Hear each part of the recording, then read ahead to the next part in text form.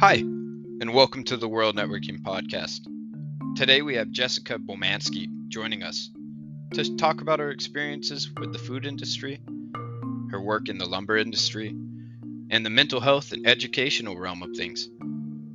She's had years of experience with all of these, and with her hands-on experiences, along with her first-hand accounts of what's happened in her life, she brings a lot to this episode.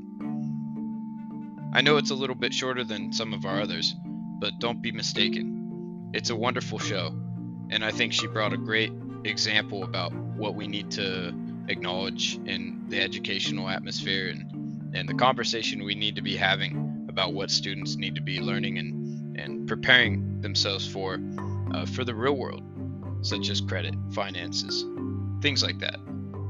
So, join us today, and I really hope you enjoy your stay here and enjoy your time. Thanks again.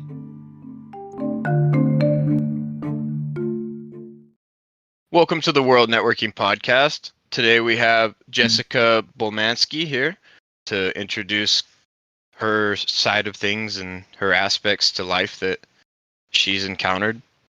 Jessica, would you like to introduce yourself? Yes, hi. So I am, as you said, Jessica Bolmanski. I am a mother of three. I have worked various jobs from fast food to psychological offices, like a mental health facility. I went to school for a few years that in college and got my degree and associates. And I'm just, living life and trying to make sure that I stay happy, live a happy one. What's the best way to describe how you started your education? So the best way to describe it was when I knew I had to go to college. I mean, that's what the norm is, you graduate high school, you go to college. And after high school, I kind of messed around a few years, which really wasn't the best thing for me because I didn't really start going to college until like my late 20s. And then by then, it's like, I felt like that I was a failure and that I should have graduated by college by now. But I learned from my fellow students that, it's part of life. You could start college anytime you really want to. It's never too late. Just more people feel like that they should start sooner than later. So it's all on your aspect and how you wanted to improve yourself.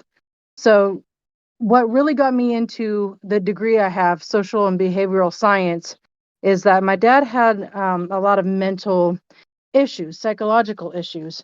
He would lie constantly, to us about everything. One time I remember my dad told us that he was the Pink Panther in wrestling. So I went around in elementary school and told everybody that my dad was the Pink Panther in wrestling. Little did I know, I watched wrestling with my dad and he was never on there, but it didn't click because I was a, young, naive child. So then after my dad ends up having depression as well, and I noticed that he would be very happy and then he would be really sad again. I decided that I wanted to do something with mental health because at first I was going for like physical education, a physical therapist. And once I realized that my dad was having issues and my uncle Ray, his brother, was having the same thing, I wanted to find out how the brain works and why people behave the way they did. Why was he a compulsive liar? Why was he having depression? Why was he having suicidal thoughts? So that's what initially started my interest in it. And once I figured out what degree I wanted, I went forward and just dove right into it. That's awesome. I think that's at least something that was good that came out of, an environment where it could go the opposite. It's hard to stay motivated um, when you feel helpless. I mean, so to say, like when when you lack the education that you need to get to the place you want to be, and you know that that's what you have to do. Like that's a big step. It's a huge step to take, and it sounds like you were motivated by the process of going through and seeing what's around you and how you can apply yourself. Like you found where you were effective, and that's awesome. Like I'm glad to hear you share that.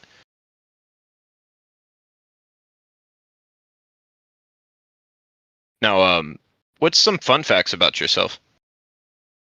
Well, I like to write parodies. So for those who don't know what a parody is you take a song that's already been recorded and a lot of people know of, and you put your own fun lyrics to them. So I do that a lot, just naturally. It all kind of started with my kids. Once I had kids, they really gave me the materials I needed to write some parodies. And so I just started kind of singing them around the house. And then, one of my favorite artists is Weird Al Yankovic. I just loved his music and how funny it was. So that was kind of what I wanted to do just for fun. And it turned into something that I do for fun. I have enough to make an album worth of songs, but it's not something that I wanted to pursue as a career because I just wanted it to be just fun in general. So I do that. And then I like to go karaokeing. I like to sing. So it was just fun for me. And the first time I went karaokeing, I actually just decided, hey, it's Wednesday night. I don't work Wednesday. I'm going to go out and see. And I walked into a bar and it was karaoke night. And that's where I was like, this is fun. I want to do this again. So karaokeing and writing music and parodies is the things I like to do for fun. That's awesome. No, I remember because we worked together for a bit, and I remember that you were into music, and that was always something I thought that was cool. Yeah. Uh, what's the first few years of your work career like? So for my psychological career, when I finished college and I got my degree, I kind of looked around what would be for psychology for an associate's degree. And I ended up finding a job at RestPad, which is in Red Bluff, and I was a mental health technician there. And it was very interesting because it wasn't what you see in movies. And now, of course, everybody's like, well, of course, it's not what you see in movies, but you don't really know what it's like until you get in there. And it was a lot different than what I expected. I expected people to be in straitjackets, I expected people to be talking to themselves. And there was some of that, but it wasn't as much as you thought it would be. So, you got to know patients. Some patients were there because they just made a mistake. They just told the wrong person the wrong thing, and that got them admitted there. Some people were legit, where they were trying to hurt themselves or others. But for the most part, it wasn't anything like that you see in movies. There wasn't a bunch of crazies running around. It was normal people trying to figure out their life. And it was I got to know people from all different aspects of the world. I met somebody who was very wealthy and very popular that was there, and then I met somebody who was homeless and who was hooked on drugs that was there. So everybody from all walks of life goes and gets help. Some people just don't know how to get that help, and they end up at the facility that I worked at. That makes total sense. Yeah, I know personal people that have been that side of the medical field and or have experienced it firsthand as a patient, and it's it is a lot different than people view it societally. Some people do view it as this place where there's always chaos, right? Um, Hmm. and it's not true. I mean, it is essentially a part of the medical side of things. Like there's good aspects to it. There's a lot of good aspects to it, and um, that it unfortunately goes under the radar to the more dramatic cases. I mean that's media. I mean, typically media likes to go for the flair and the flashy things, and unfortunately that has a lot of effect on the medical field. It does, yes, very much. Did you, when you first started working, say out of high school or during high school, did you ever have any other career goals at the time? I really did not know what I wanted. The family I grew up with is I have to kind of tell a story. My mother died when I was 4, and my father had 3 kids under 6 that he was trying to raise by himself, and he didn't know how to. Back in my father's day, not even to sound old, but back in my father's day, the typical norm was the man worked, the woman took care of the kids. So when my mother died, he was lost. He had no idea what to do. So he ended up getting in a relationship And those people ended up being actually very abusive to my brother and my sister and I. And once my dad realized that, that was happening, he didn't know what else to do besides to call my grandmother, my mother's mother, and she took custody of us and she raised us. So my grandma, being a homemaker, all she taught me was get married, have kids, keep your house clean, keep your husband happy, you know, keep your kids safe. So that's all I knew. She didn't go to college. She didn't have to back in her day. So for me, I really did not know what I wanted to do. And it wasn't until my late 20s, like I explained earlier, that my dad's mental health is what got me interested in it. And that's when I finally started going to college. But I wish I would have known what I wanted to do back in high school. College was an idea, but it wasn't a reality for me. It wasn't until much later when I decided, I'm going to go do something about it now. No, that makes total sense, and that's something I was trying to advocate for when I was in high school myself. I was seeing a lot of people that were struggling with home situations, and they just really didn't have resources from home to advocate outside of the classroom for their education. They were always busy helping the household, and it has an effect on what people choose to do in the moment. And if there was a better outlet that people could go and venture into outside of school that would expose them to an environment that's outside of their household, and outside of the social peer stress, I feel like that would help people like you who were in situations that it felt like it was untangible at the time. And at Yeah, least it would have given you more inspiration to maybe research earlier on. Maybe you would have gone to school earlier.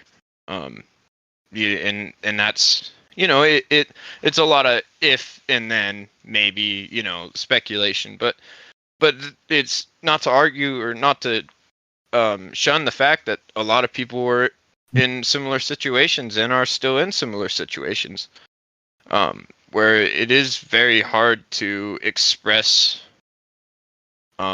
ideas and go through and actually develop things because of how much that's going on. So I think it is really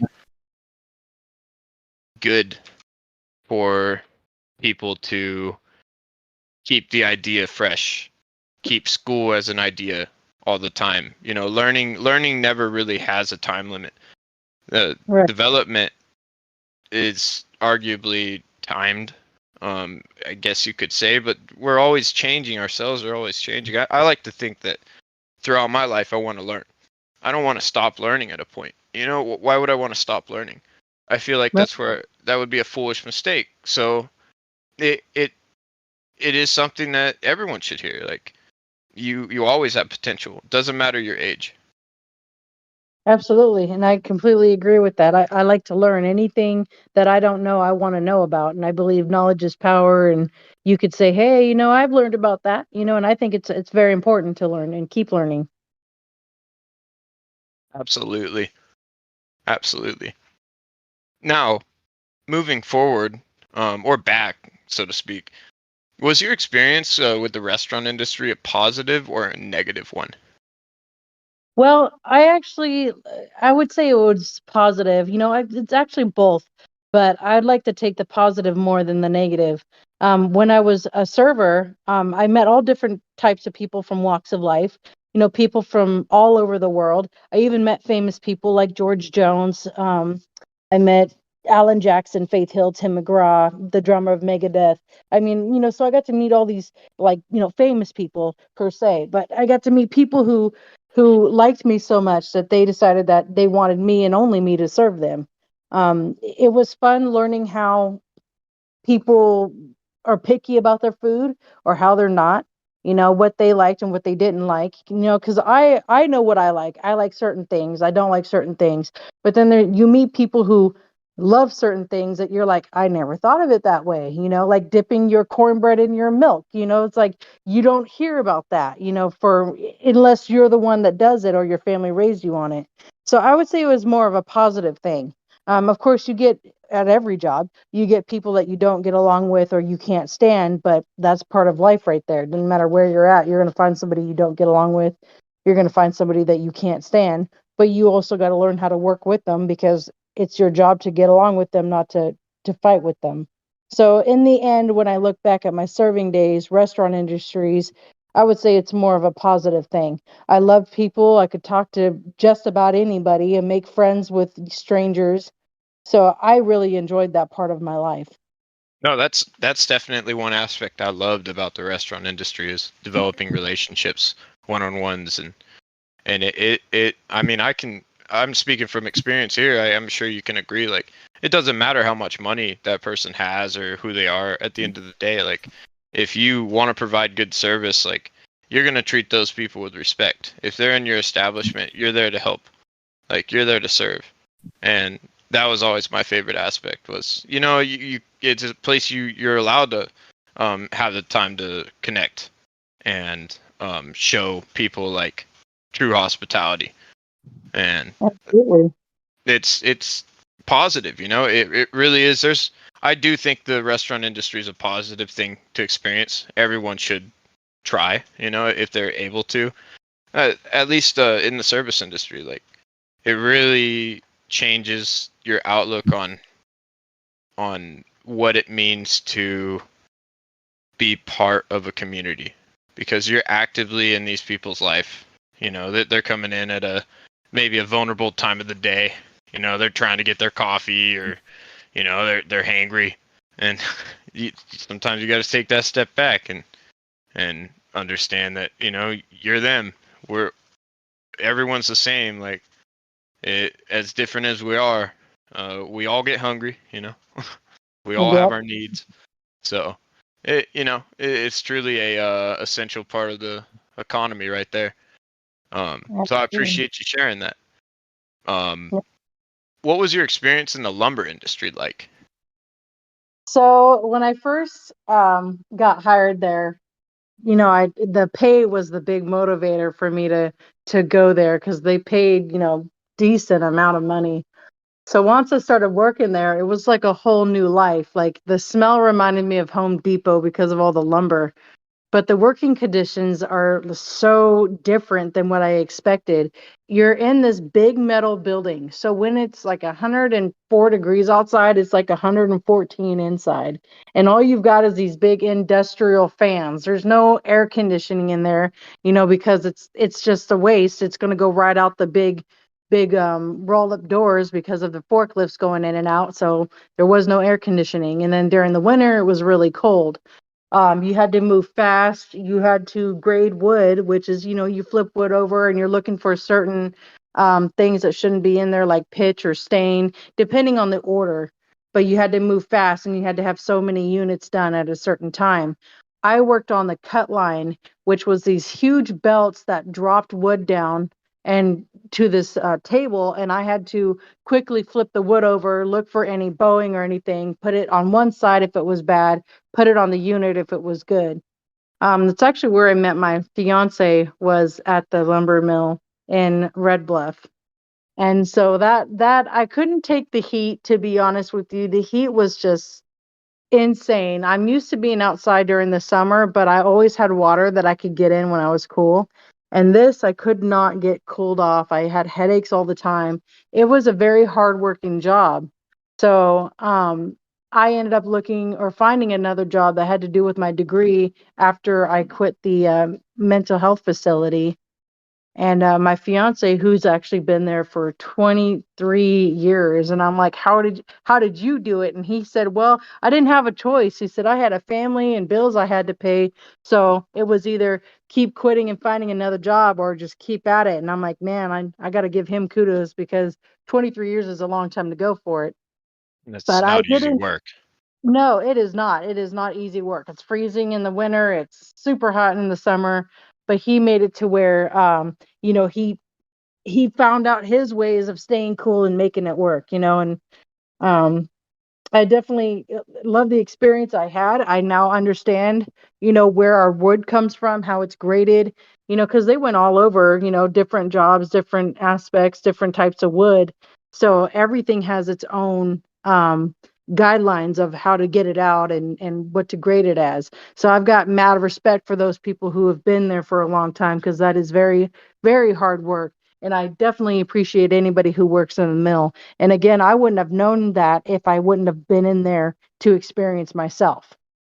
Yeah, no, it's definitely something that is a different side of society, like behind closed doors in the manufacturing side. It's like something I grew up around. In our hometown, we have a sawmill, and they have a small lumber mill and a large lumber mill, and they basically process wood same way, like very intense environment.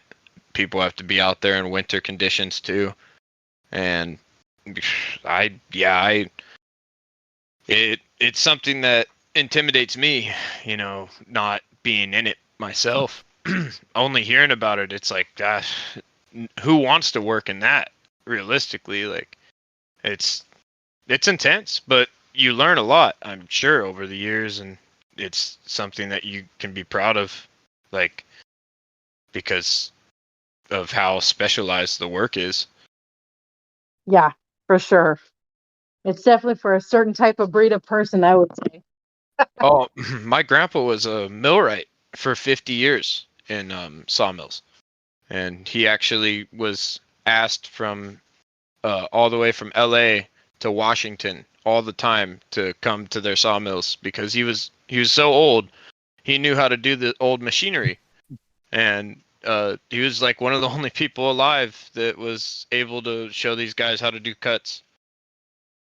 Right. That's Yeah. crazy. Yeah, my fiance taught me a lot about because he's a finger joint operator. So he taught me, the way that he does it. Because again, he's been doing it for all these years, and I learned more from him before we even started dating. We were just coworkers at the time, but I learned more from him than I learned from anybody else, any supervisors, or even my supervisor, or my operator the machine I was on. But they were just like, hurry up and get it out, hurry up and get it out. And he actually took the time to teach me. So, and so it's different for sure when you're everybody's different, but he wanted to make sure that his crew and his machine ran right. So he took the time to teach us right. And I really appreciated that of him.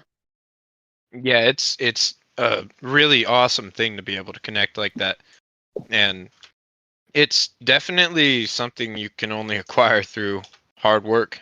Like it's motor skills to an extent. You really have to know the grade of the wood and if it's the right shape. Like it is a very hands-on experience to say the least. For sure. Um, that's something I wish I learned more from my grandpa. I I he passed away unfortunately before I was able to really go down there and work with him on the wood. But I have all of his machinery and stuff, so I'm looking forward to getting that all set up. Sounds But fun. oh yeah, it's gonna be fun. I'm hoping to make music instruments down the road. Actually, Oh, um, cool. it's something I really want to do. But um, moving forward, how was your experience with the high school education program?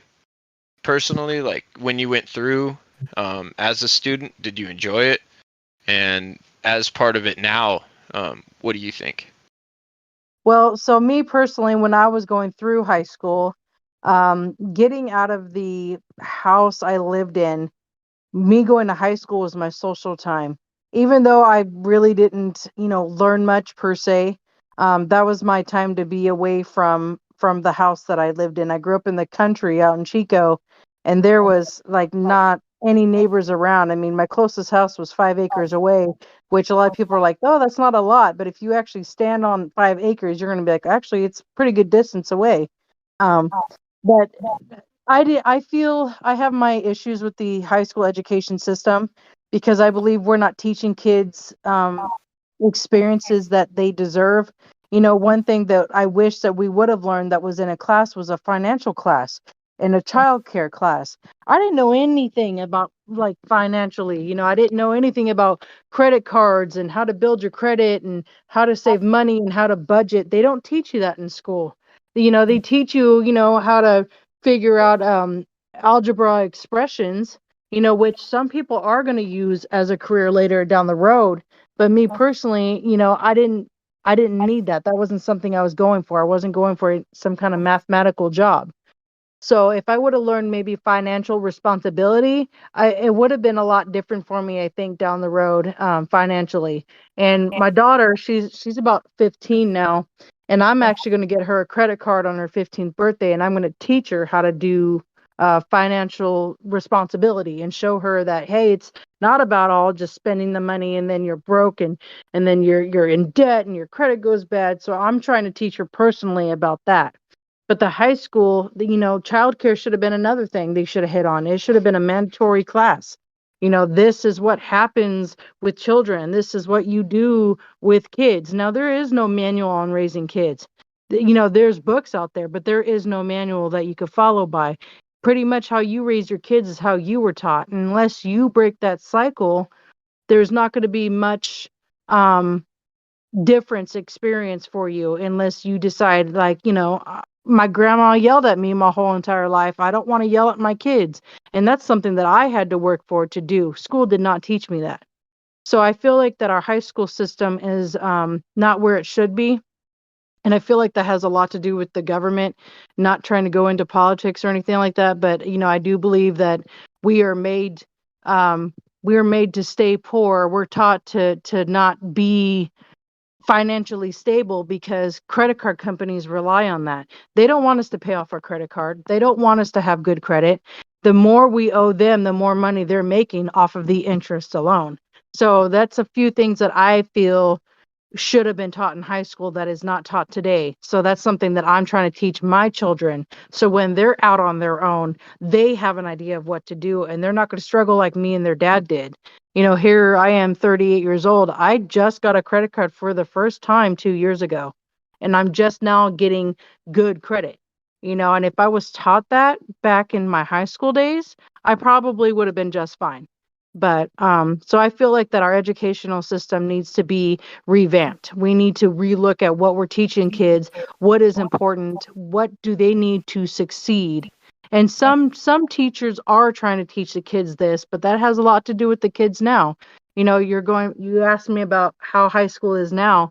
A lot of these kids um, don't pay attention to what's happening in the classroom because they think they don't need to learn that.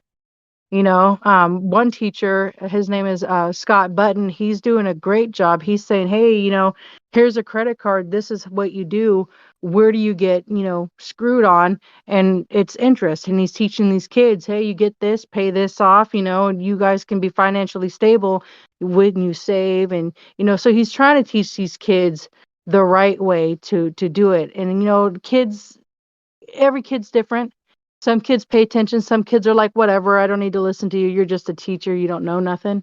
So, and I was one of those kids like, yeah, yeah, yeah, I've heard it before, no big deal. Man, I wish I would have sat there and listened when they were trying to teach me. So it is all on the children and how they want to succeed. And I think a lot of that starts at home too. A lot of kids come from families who that are on welfare. They don't know anything different. I was one of those kids. I didn't know anything different. I was taught, hey, you're struggling, get on welfare, and that's how you survive. I wasn't taught the difference between financial responsibility and being independent. And I wish I would have learned that. And a lot of the kids I'm telling now, like, hey, you guys, this is really important. And I know what you don't like the teacher and you think what he says is BS, but the reality is he's actually trying to teach you a life lesson that if you listen to it and you apply it, you're going to do really well. And some kids do that. Like one kid from last year I'm talking to this year, she's like, hey, I really want to start my own power washing job. This 19-year-old kid did it. And by the time he turned 22, he was self-sufficient. He didn't need any help. He didn't even have to go to college for it. And she actually took that information that he taught and she's trying to apply it to her life today. And I think that's really important. A lot of times, like, yeah, I don't want to hear what the adults have to say.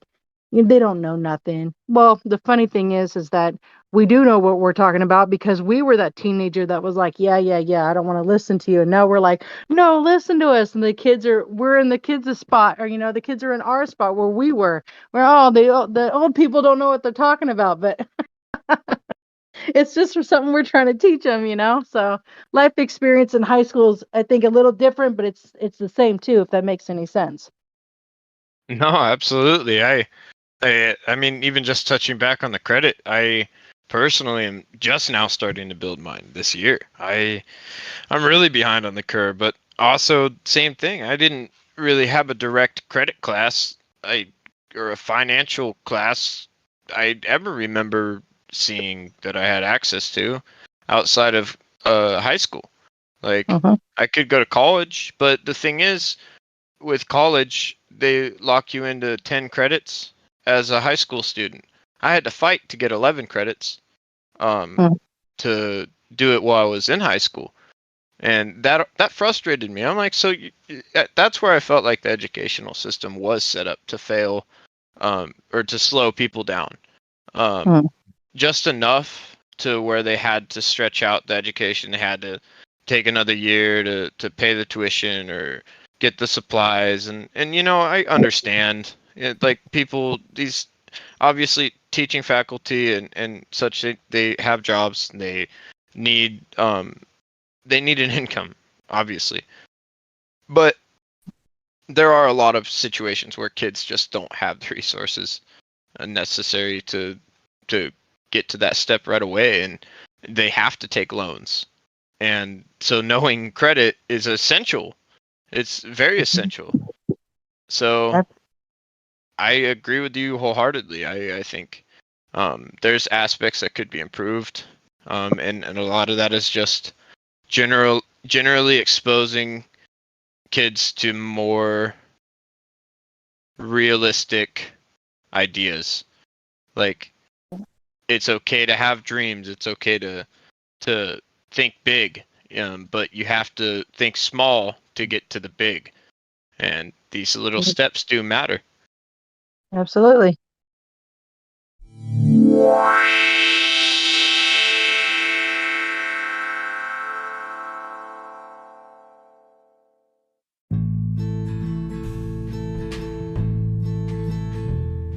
With the active life of the outdoors coming up, people are looking to be out and about more.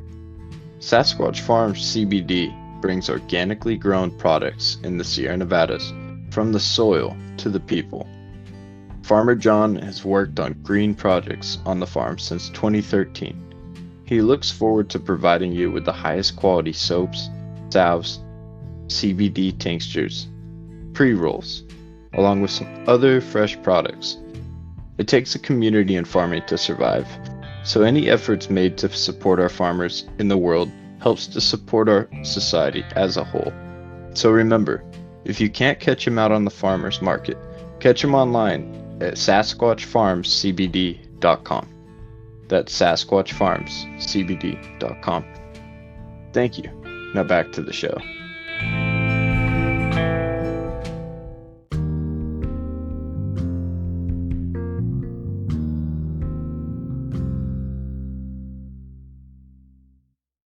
Moving forward, do you have any requests when it comes to learning more education? Like, are there aspects when you were going through for your psychiatric teachings that taught you, like, hey, this is a cool program I saw people doing that they need help, and I think this would be a good branch people could focus on if that piques their interest?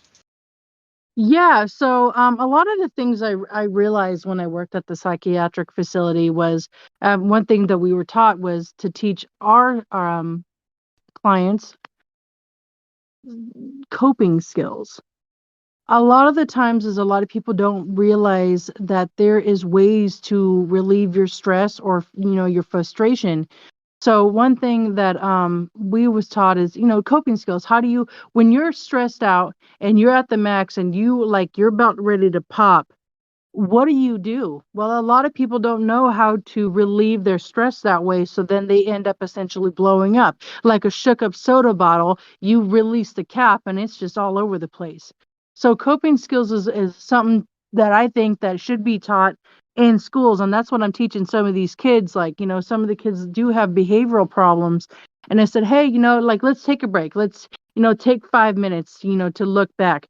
What do you like to do that is something that's pleasurable? And one girl's like, well, I like to listen to music. I'm like, all right, well, maybe ask the teacher, hey, I really need a break. Can I listen to music for like just 5 minutes, one song, anything like that? For me, it was singing. That's how I got my stress relief. Was I'd go out to the back 40 and I would just belt it out as loud as I could, whatever I was feeling, whatever song came to my head that was feeling the way I was feeling.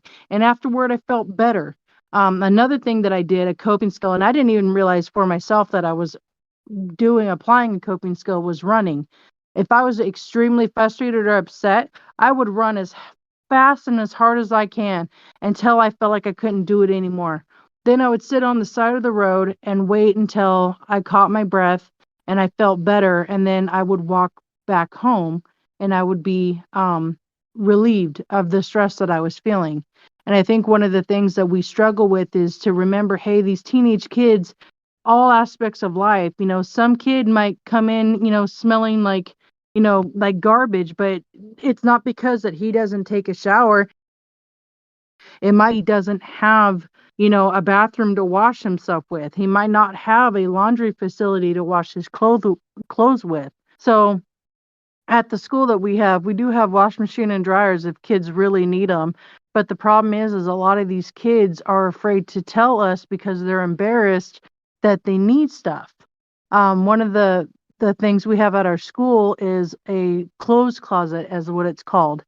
And there you can get a change of clothes, shoes, socks, underwear, deodorant, toothbrush, hairbrush, anything you need to keep yourself hygiene kept up. And we end up telling our students that just all together, like, hey, if you guys need something, let us know. And you don't have to raise your hand in front of the whole class and say, hey, I need deodorant because I stink.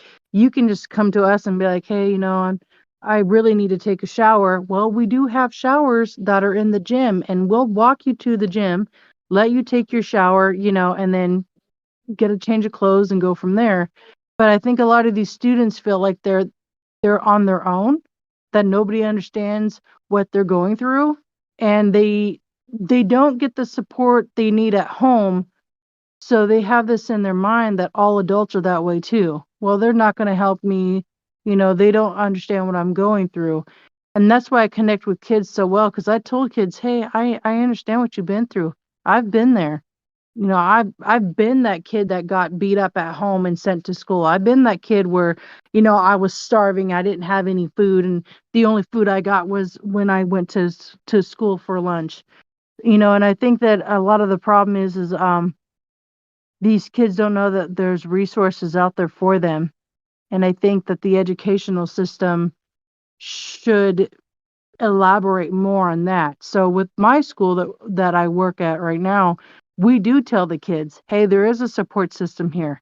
You want to talk to us? We're here. We've got counselors. We've got a psychologist that's on there. We have just the teachers in general. A lot of kids come to me because I'm approachable. I get down to their level and I let them know, hey, I've been there. I've done that. You need to talk to someone? I'm your girl. Come talk to me. And, and I don't judge them on it, of anything that they do, because nobody knows what they're going through. We all struggle with our own personal demons inside, but just to have somebody there to support you and tell you, hey, I understand, I'm here, I'm not here to judge, that gives a big relief to them. And I think that the educational system should focus more on that. Not just, I'm a mandate reporter, I'm going to say this and I'm going to say that. It's like, well, let them know, talk to them about it. Ask them how they're feeling. Ask them, what do they think they can do? And if they don't know, give them some skills that they can use for later in life. One kid last year, he graduated, but his coping skill was rapping. He rapped about his life, and he he did so well with that because at the beginning of the year, he was very violent. He didn't like something we had to say, he was going to throw hands at us. He was going to box us up. And let me tell you, I said, hey, do you like rapping? And he's like, yeah. And I'm like, well, then start rapping. Throw your feelings into your song. And then at the end of the year, halfway through the year, that kid stopped being violent with us. And he's like, dude, I'm going to take a minute. I'm going to step outside. I got to go rap real quick. Hey, do your thing, man. And then that helped him tremendously. And I think that support from adults is very important for these high school kids. Absolutely. I Some of my best experiences were from my mentors in high school. Um, like Sue Weber was one that helped me a lot personally. She helped me get into the restaurant industry, actually. She saw that I enjoyed talking to people, but I was still really pent up. And that's been something I've always struggled with is my social anxiety.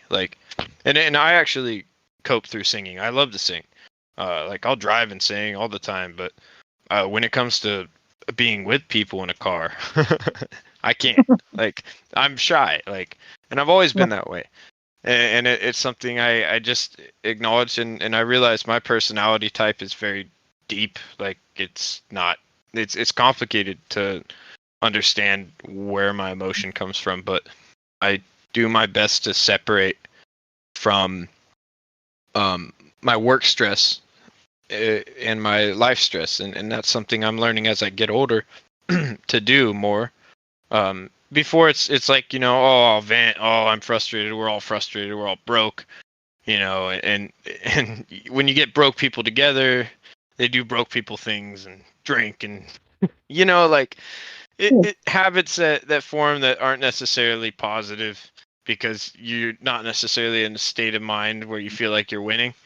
You feel like you're dragging, and a lot of people I tried to implore, or I tried to motivate towards philosophy and different outlets like that for the mind, where you're not just occupying yourself with negative thoughts all the time. You're actually challenging those negative thoughts with something positive. And as frustrating as it is, it helps. You have to have a balance. If you're mad all the time, you have to realize what you want. What are you mad over? What do you want from this madness? Or is it just madness? And a lot of people have a tough time separating that, and it has to do with environment, it has to do with depression. Like there's a lot of things that obviously like you understand with your field that it's not something that's black and white. Absolutely. And when you have a platform like school, people should feel okay with communicating their needs, because at the end of the day, it's your job to make sure they're in the best state to learn, and you don't want them to be in a state where they feel uncomfortable. Right. So I think it's wonderful what you guys are doing with teaching them the credit, and like motivating them to have positive outlets. It's very, very important. Absolutely. Now, what's your main focus when it comes to being balanced in your field of study? Like, are there aspects that is that are there times where it's hard to separate yourself from what you do? Yeah, again, we're only human, but there's times where there's students that are going through some stuff, and I can't be not engaged, but there's certain things where I have to take a step back and let them make that choice. I without giving anything confidentially out away. There's sometimes where certain students will say certain things or do certain things, and if I step in and get involved, I can be considered guilty or accused of something that I didn't exactly do. Um, when a student talks about, sexual intercourse, I have to be like, hey, this is not an appropriate topic. We can't be talking about this. But then if they give details, if they say that if they got raped or something, I would have to mandate report that. And then sometimes students are like, I trusted you, you told them. And it's like, I also have to tell students, hey, you got to remember, I'm a mandated reporter. I want to be there for you. I want you to be able to tell me your secrets, but if it's something that I have to report, I have to. I can lose my job if I don't, and I had the student get really upset at me because last year I had to report something that she told me, and she was really upset at me, but I was able to talk to her and say, look, I had to. It was part of my job. I know that you trust me and I want you to trust me, but I had to do my job and protect myself as well as you, and I had to report this. And then I think she finally realized, okay, like, she's not wrong. She wasn't doing it just to gossip. She was doing it to help me. And that's kind of where I do struggle because, I have such a good rapport with these kids. They want to be able to tell me about the party that they had this weekend. They want to tell me about their relationships. And I've got to remind them, hey, you guys, I know I'm your friend, but I'm also a teacher. I have to report certain things. So you do need to be careful what you tell me if you don't want me to know. And then I tell these kids we have counselors you can talk to. We have the therapist that's on hand that you can talk to. And if you really want to get this stuff out, go talk to them. It's their job. That's what they went to school for. So I kind of have to guide them that way. But some of these kids, like I want to take them into my home and I want to save them, but I know that I can't, if that makes any sense. I can't save them from the life they are. All I could do is say, hey, this is what you can do to help yourself, like the coping skills. It goes all back to the coping skills. You're coming from a family that fights and screams and yells, and you don't want to be a part of that. It's to take your time out, walk out the door, go for a walk for about an hour, come back. Hopefully, by the time you come back, everything in your house is settled down. That's Yeah. all we really do is give them coping skills. Because as much as I want to rescue them, let me tell you, I'd probably have 50 kids living with me right now if I could. Mm. I want to rescue them from where they're at, but I also have to stay in the guidelines of what a teacher has to do. Yeah, understandably. And that's not easy. It's to say the least. Mm-hmm. But yeah, I know I've talked to people in the past in the same position you're working in, and they yeah, they all understand like it's important for kids to understand the coping mechanisms, like the coping skills, and that's something I've come to try to work on is more meditation and self practice. Yep. It's Takes a tough. lot because we're only human in the end too. We're adults, but Yeah. we're only human too. We're gonna make those mistakes. We're gonna do things and say things we didn't mean to do or say. But that's what a lot of people got to realize too. We are our own human. We are Yeah. humans. Yeah, I remember how hard like it was for teachers to be around some of the high school students I was with, and they would just always give them a hard time, and it was hard to watch sometimes because I tried to never be that way with teachers. Um, I never tried to disrespect them when they were at least teaching, and a lot of people don't have that same regard of restraint, and Yeah. it's tough as everyone in a school is under some sort of tension Yeah. where you're all trying to understand who you are and how to help best or how to apply yourself best, and it's a tricky moment of time, tricky period of growth, but I definitely commend you for helping those students. That's something we all really appreciate as a society. I think good teachers they should be appreciated. I agree. It's hard work, that's for sure. No kidding. Um, on a similar note, would you have any suggestions for fellow workers in the medical industry?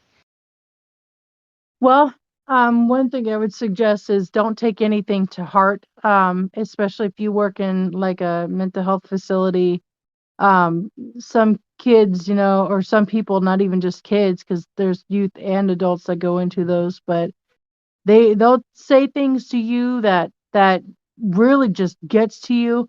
But you got to remember they're going through their own turmoil, they're going through their own psychological fight, and anything that they say to you, they're trying to hurt you because in their mind they don't know how to express themselves without hurting someone else. I had someone call me a fat cow and say I was annoying, and it's like, hey, that's okay, because somebody loves this fat cow and somebody loves my annoyingness, so that's all right. It's okay if you don't like me, and that's what we just got to remember is don't take anything to heart. Everybody has their own demons that they're fighting, and they may say things that hurt your feelings, but in the end you don't have to go home with them. They're not somebody that you live with. So just remember that they're fighting their own demons, and it's okay to go home and take a breather and say, hey, this sucks, this is what I went through today.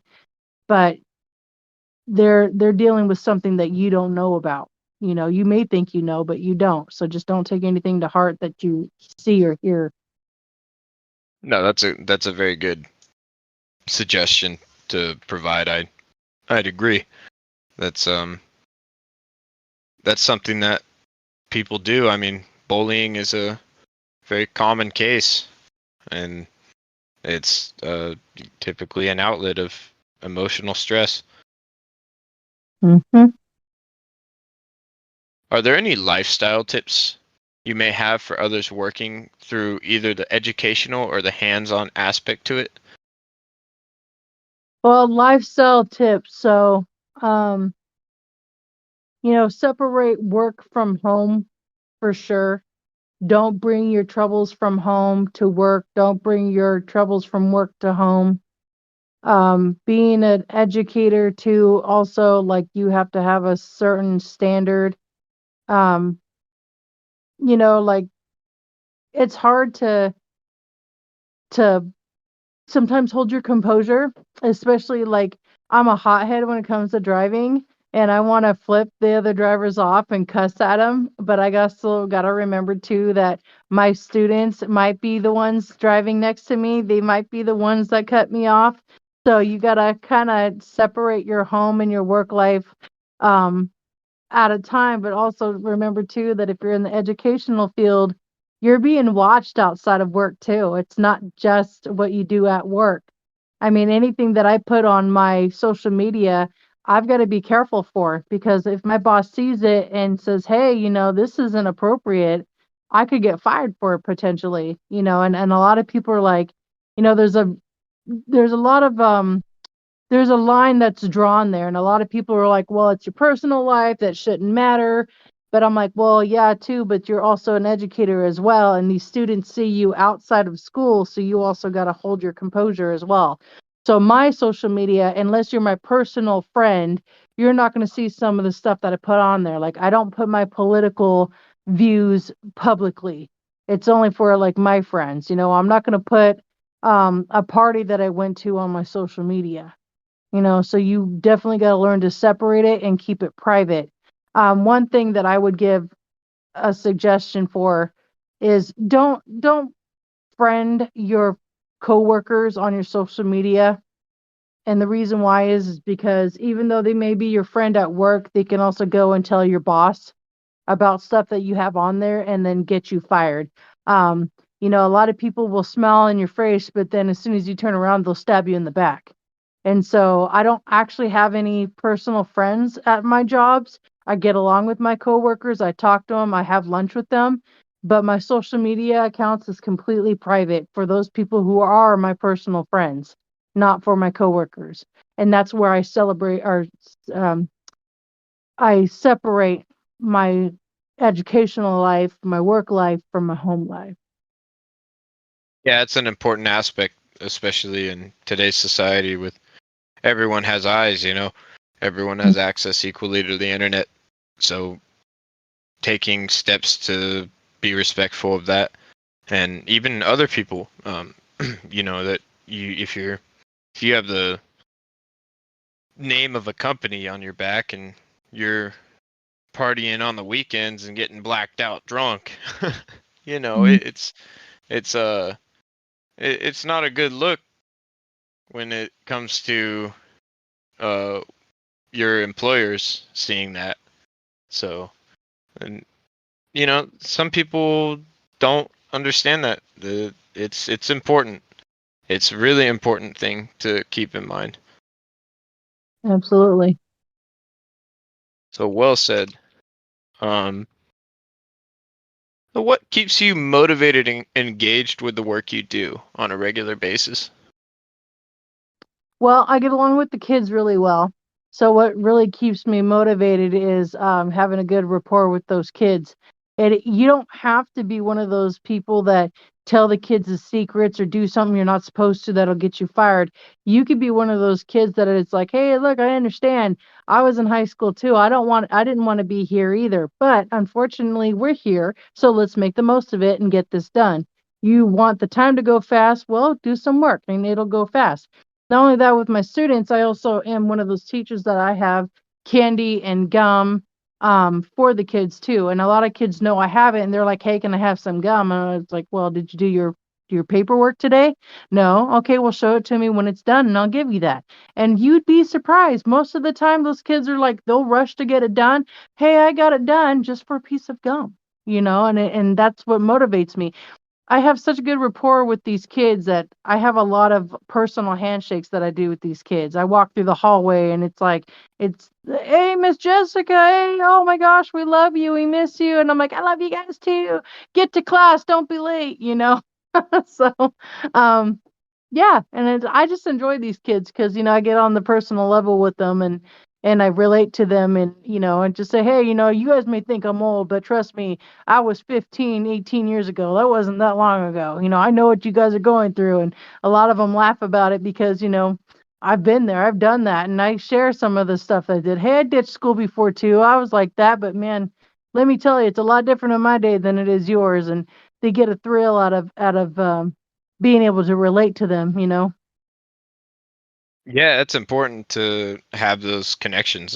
I appreciated those when I was in their shoes. Like I I know some students in another high school in the area that I talked to a lot. That there's a teacher there, Hike, that they absolutely loved. And I had a connection with him outside of high school. I was actually helping move his house, and um, he gave me a whole bunch of tools, and was really really receptive and kind, and I just was like, wow, this is no wonder you were an educator. Like, no wonder people appreciated you, because like you're motivated. You're motivated out of kindness, and that really means a lot to people like me that see that kind of stuff and value that kind of stuff, and it just makes me want to push to be that way, to be a force for good. Absolutely. So I commend you for doing that. I think that's wonderful work. Um, and honestly, is there anything that you would recommend? Any books, podcasts, or forms of media to our viewers that maybe goes in line with some of the younger viewers too, to help them through household stress or just getting ready for career? Yes. So for the younger people, I would highly suggest Mindsets. It's by Carol S. Dweck, Dweck. She actually taught me how I learned, and I know that sounds weird. I learned how I learned through reading just an article from her. And her book actually relates to getting along with people you work with that you don't get along with, your learning aspect and how you learn.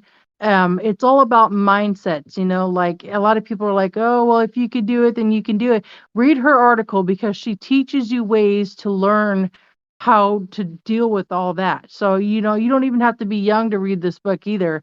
I learned a lot from her, and she literally, just her article alone changed my whole academic life. I went from struggling, having C's, B's, maybe an occasional A in high school, to where when I was in college, I had a family, a full-time job, and I went to school, but I pulled off straight A's in college. College was a lot harder than high school.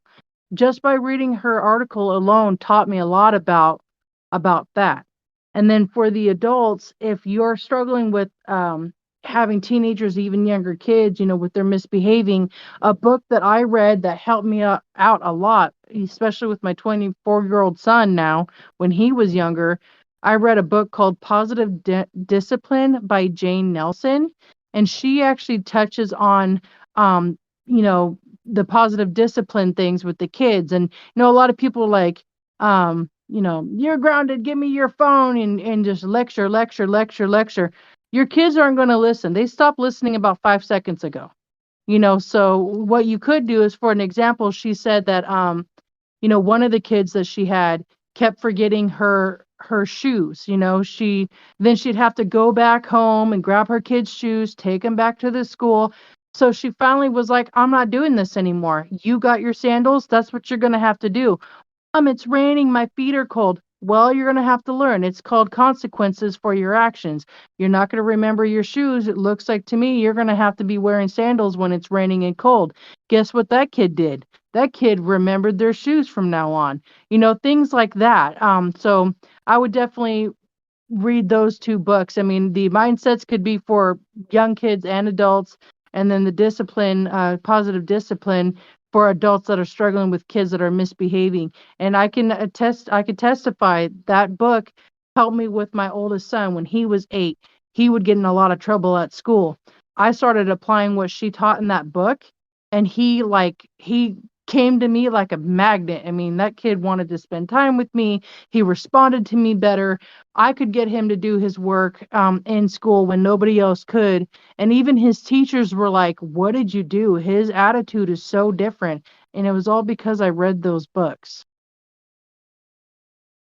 No, those are wonderful recommendations. That's really cool, though. I'll have to check those out too. For sure. No, I appreciate you sharing that. And is there anything you'd like to say to the audience? Any closing statements? Yeah, just remember you're only human and you're going to make mistakes, and it's okay to apologize. Don't use apology as a crutch, but when you do feel remorse for what you've done, it takes a lot to say, hey, I'm sorry, I shouldn't have talked to you like that. It takes a lot to apologize. And even if that person doesn't forgive you, at least in your heart that you sincerely apologize and you corrected your mistakes. And just remember, you're only human. You're going to make mistakes. You're going to say things you didn't mean to. You're going to do things you didn't mean to do. But just remember that it's okay to apologize, and it's okay to be wrong, and it's okay to learn. And we're only human, and one step at a time, one day at a time. Absolutely. Well said. Truly well said. And I think that it's important to remember that building blocks are natural to have. Like it's okay to try different types of jobs and types of things and talk to different people in a community. You might learn more from the washing machine repair guy than you'd ever guess in a lifetime you would. But you never know until you try to talk to people and go out of your comfort zone. So Absolutely. I really appreciate you being here, Jessica, and it's been a real pleasure talking with you. And this is a lot of fun to do. Yeah, thanks for having me. I appreciate it. No, thanks for coming, and I think our younger viewers, the viewers that are in high school and college, still going through the steps and the motions, are going to really appreciate this kind of knowledge. I know that I appreciate this, hearing it as someone who went through and is needing to go through some more. Absolutely. Always a struggle, but it's an adventure all the same. But I appreciate you guys showing and being here and listening to us talk, and I hope you join us for the next episode of the World Networking Podcast. Thank you very much.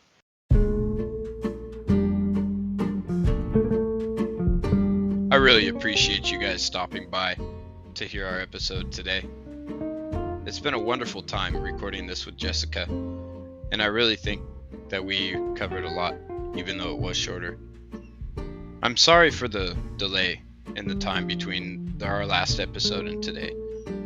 I have been busy with some emergencies in the family and had to delay some things for a few weeks. We're back on track, and we're actually working on developing a second podcast right now. We'll be announcing that podcast really soon down the road, within a week's time.